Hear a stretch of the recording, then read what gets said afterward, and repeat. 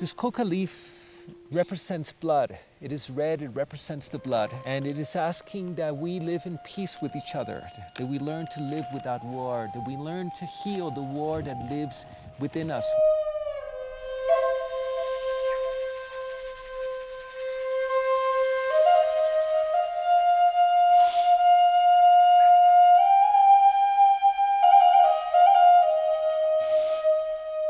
Everyone that comes onto the mountains, they're coming on a spiritual quest to come into stillness, to come back to their soul. When you go to the mountains, what the mountains do is when you do ceremony at the mountains, it's not just traveling to the mountains, but it's taking the time to sit there.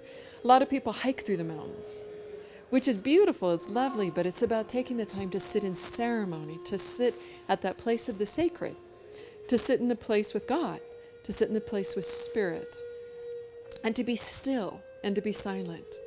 And in those are the moments then we're able to step back into who we are. And we establish like a cord of light that goes from who we are right to the mountains. And then the mountains will continue to source you forever and ever. Now the mountains in Peru are special because are sacred sites that have had ceremony done for thousands of years.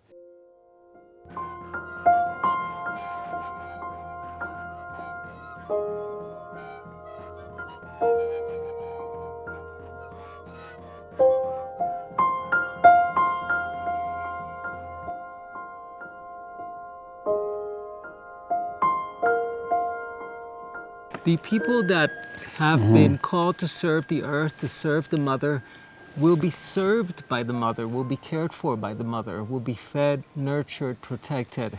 Many have been called. Many are hesitant to answer and to respond and to say yes. Now is the time to say yes.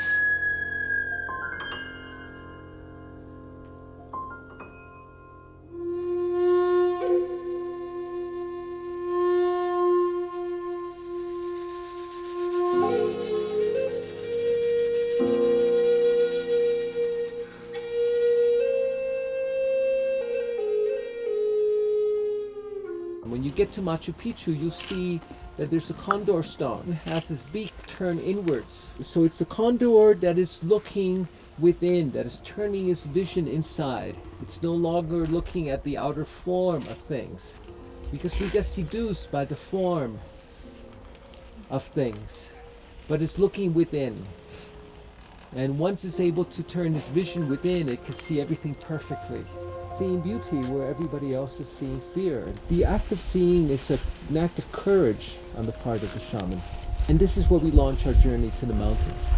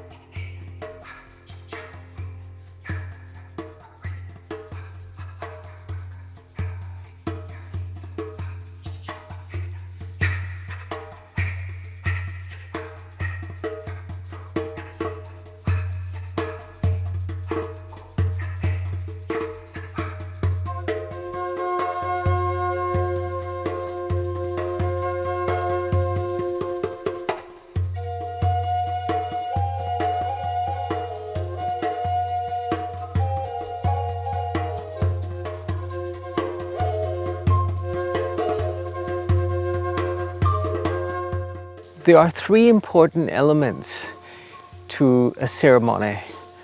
The first one is the setting, the place, the Amazon. The second is the shaman, the master that you're working with. And the third is the plant substances.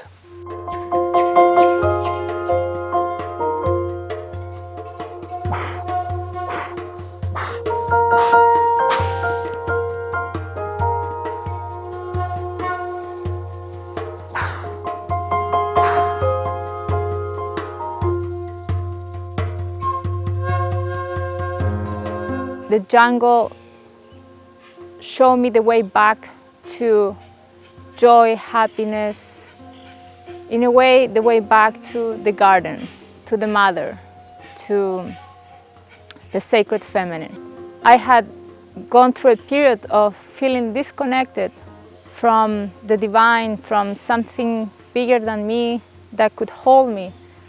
I felt very lonely in my life, and when I came here, the jungle gave me back sweetness, kindness, and I felt held again for the first time in a long time.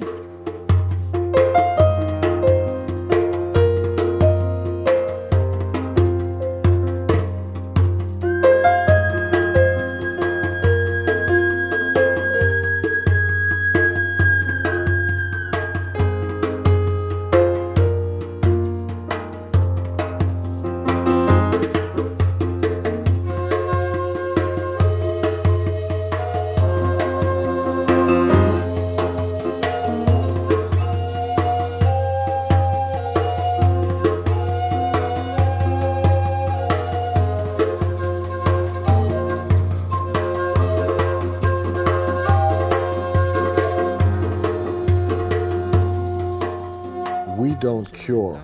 We are the bridge of energy that the ayahuasca crosses. We give the person that healing information, and we are also joined by our allies, by the spirits of plants, of our masters that come to protect us and help us heal the person who is in a fairly critical state at that moment. These allies appear and can be perceived sometimes. They are there to help us with the people's surgery, to help us heal them and extract what is bad in them. So with the allies and with our energy, we call upon the plants and spiritual entities of animals to help us gain strength and assist the person to overcome that state.